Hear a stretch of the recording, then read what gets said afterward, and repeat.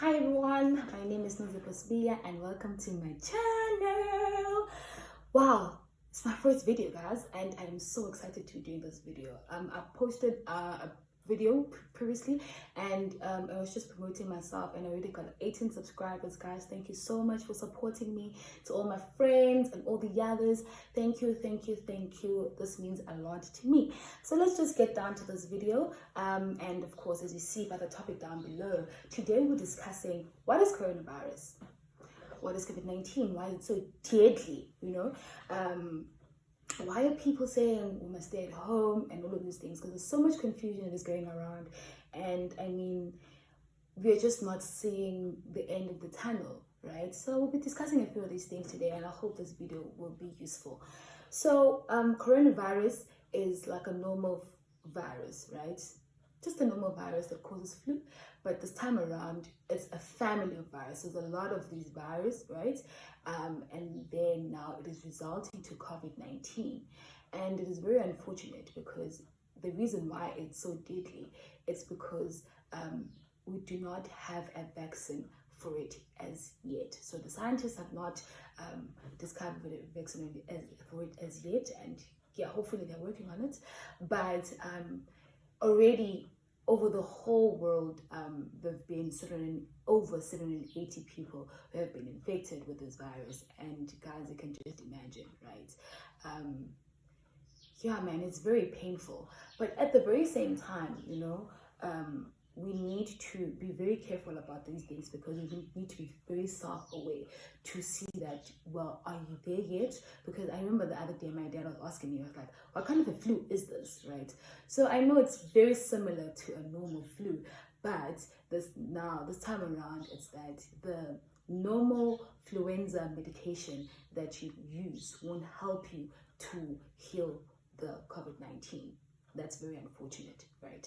And now, so when you're experiencing your similar symptoms like your high temperature, coughing repeatedly, having headaches, nausea, and all those things, fine, notice yourself, and I mean, trace if, are you getting better, are you getting worse? And I mean, over a period of 14 days, already, if you're still not getting better, I mean, actually for me, even after 7 days, if I'm not getting better, you need to go to a doctor and get help.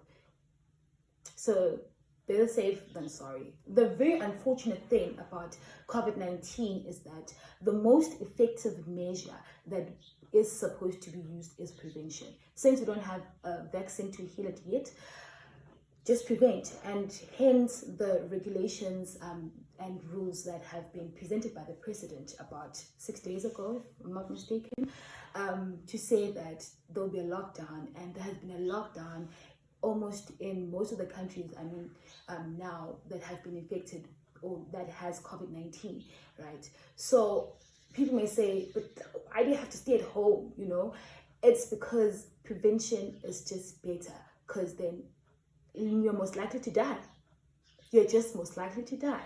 And I mean, looking at the situation in our countries, we have people, elderly people, who are actually highly prone to have to be infected with this virus, and people who already have medical burdens, right? Like your diabetes, your high blood pressure, and all the other chronic respiratory conditions are really at risk. So rather stay at home, let's take care of our families, guys.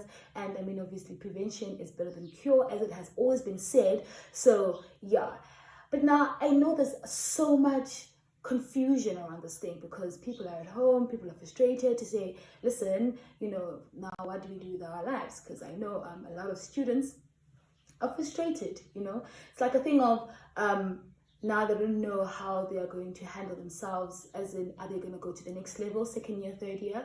Are people going to graduate? When our graduation ceremony is going to be held, and all of those things. I know matriculants are really frustrated to say, we really want to start with our career path, and what do we do now? And I mean, all of those things are really dependent on how we are receptive to the rules and the regulations of the lockdown. And if we stay at home and we prevent as much as we can, it will be better, because then now the lockdown will pass away as quickly as be anticipated, rather will not be extended, right? And then we can carry on with our lives as normal as it was. And I know there's also frustration around the fact that the economy has deteriorated so much. We are in so much jeopardy in South Africa. In my next video, I'll be discussing about the fact that in depth, why is the economy in so much jeopardy, and what kind of mainstreams are affected the most, right? And what should we do with ourselves? I know now we are declared to be in junk status. I'll be also discussing what is junk status and what can we do about it as people of South Africa.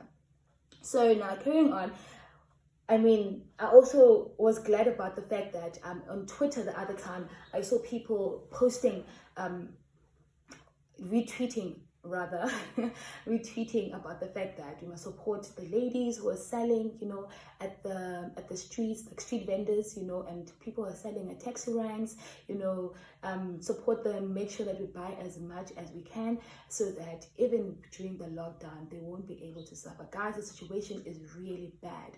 Imagine the people who are Uber drivers, who get their money on a daily basis and have not registered their companies. It is really, really, really rough for them. And it's not only them, but a lot of us have been put into so much jeopardy. And yes, there is a solution to all of these things, but let's first prevent and then abide to all of these rules, and then there's always light at the end of the tunnel. So after all this, for every problem, there's someone who's seeing an opportunity in it.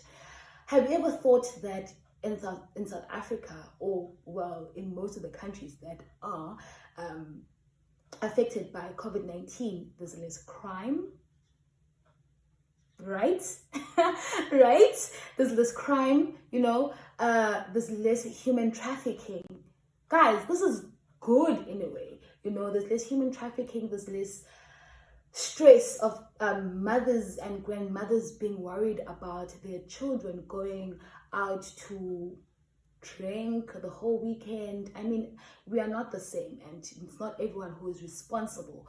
So people are literally forced to be at home, and maybe it is a good thing because we get time to spend with our families, and maybe it will take out something good out of this whole thing. I even saw the other day on Instagram, actually not the other day, almost every day on Instagram, people are day one-ing, day two-ing, glitz, like people are exercising, and of which is a good thing, because I saw, I was like, wow, people are actually taking steps to improve themselves eternally, so it's like a thing of if you are exercising, right, you are boosting your immune system, which is a good thing, and you are secreting your happy hormones in your head, and you're going to be happy, you're generally happy, in a happy mood, and it's fine. And we won't be stressed about work as much as we're stressed with when we're in our working environment with all other people that you don't even like. Imagine, and those deadlines that you need to, submit and all those things. I know there's still deadlines that you guys do submit,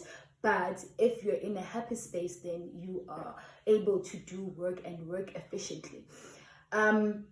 Also, I was even thinking about the fact that we are, as a country, have been suffering from mental illness. It's a big thing. Depression is a big thing. It's a big thing for students. It's a big thing for people who work, for people who are actually career driven. If you're ambitious, equals to depression. That's how bad it is. And I'm so glad that, when you're at home, or most people who have taken advantage of this lockdown, what they've done is to improve themselves mentally, improve themselves from the inside, from the inside, so that they can be able, to deal with themselves. And yes, depression could be just not a thing anymore. Who knows? Who knows? So, another thing that I wanted to bring out was the fact that for the first time in a very long time in South Africa, all political parties are speaking with one voice. We are watching the parliament, guys, on any other day, the debates and whatnot, and we can see the chaos that is happening around. But for the first time, all political parties are all speaking with one voice, they're all abiding to one voice, and that's a good thing for us. That's a really good thing for us. And I think that since we are experiencing these things, it could be a good thing going forward, because after this lockdown we need to think about how are we going to repair our economy and repair all other things that has been lost. And if they carry on with this one voice, it could be a good thing, and we could support each other instead of flabbering and saying who's right, who's wrong. We can just come together with all these good ideas and intelligence that we bring forth, and then implementing them so that our citizens, or citizens of South Africa in general, can benefit from it. And yeah, I mean, for the first time, also in a country, we are speaking with one voice in general, except for political parties. Also us as human beings, also us as people, citizens of South Africa, except, I mean, for those who don't believe that, well, there's nothing as COVID-19, or this whole thing is just a conspiracy. No, it's fine. But I mean, most people are speaking one voice. I know there is no stigma, like I was actually thinking to this to myself, that for the first time there's no stigma. There's always stigma around HIV and AIDS, around almost all the other chronic diseases, and for the first time it's just like a thing of, we just need to prevent it, and it's not like a thing that you can get it for yourself, right? Or just you, and you just deal with it yourself. It's for everyone, and we're all speaking with one voice, and that is positive, because then no one will feel ashamed of coming forward to test for the virus. No one will feel ashamed of saying, listen, I'm suffering from the virus, guys, be aware and beware of these things, and COVID-19 is actually real. And I've seen also on the news that there are people who have been donating, citizens have been donating, private companies have been donating money already to this fund of COVID-19, so that people can get tested, and alcohol can be provided to people who are less privileged to have sanitizers like some of us do, and also I know the Minister of Water and Sanitation is also going around and supplying water to people who are less privileged to just get water, like that's a good thing, guys. And I honestly think that as a country we are doing very, very, very well, right? Yes, we cannot be 100%, but we are doing very well. And as we speak, we have like 4 deaths out of like 1,003, if I'm not mistaken, 1,200 and something people who already have been infected, and yeah, man, we're doing very well as a country. So there's always a light in any other problem. And the one last thing that I wanted to speak about, that we can really, really, really think about as people, is self-development, right? So I was thinking to myself that there are people who are working from home, right? I mean, obviously people who are working from private companies and other companies, they have smart phones and technology that enables them to work at home. So I was thinking to myself that it's been a while where people are speaking about extra income, do something extra that would generate you income. And what we not realize is that the very same devices that we use are the ones that will actually, or can actually, generate us income. So it's like a thing of, we use our devices not as effective enough to improve ourselves.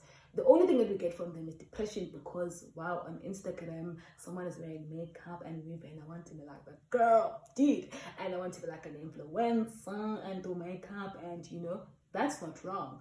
But all that I'm just trying to say is that maybe think outside the box. The very same devices that we have, the very social media that we support, Instagram, Facebook, Twitter, we can use those things up to our own advantage to create extra income for us. YouTube, people have been speaking about YouTube, like, can we use something to, have extra income? Because what if this lockdown is extended? How are people going to generate income for themselves?